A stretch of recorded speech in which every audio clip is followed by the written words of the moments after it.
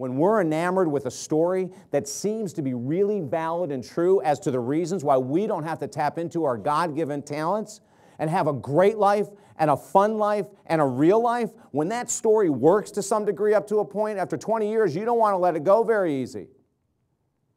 Even if it's not serving you, you do not want to let it go.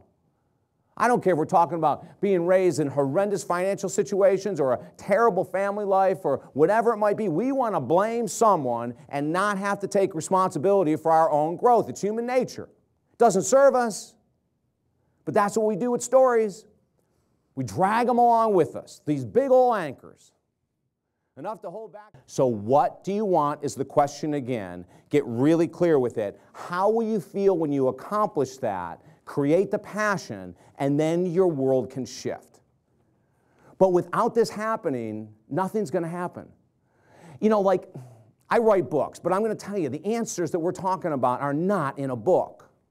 They're in you.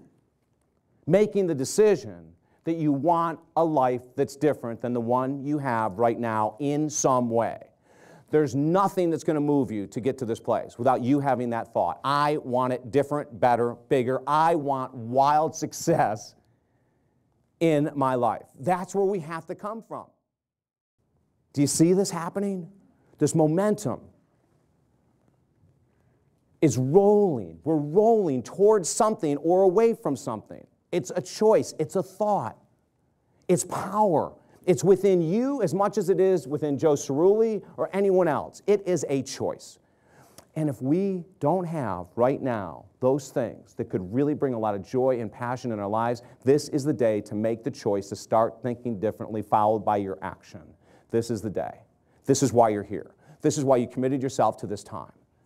It's not by accident that you're in here right now listening to this. I'm not telling you anything necessarily new. I'm reminding you what you know, and I'm asking you to do it now. Joe will tell you. The last technique in centering ourselves is the act of visualization.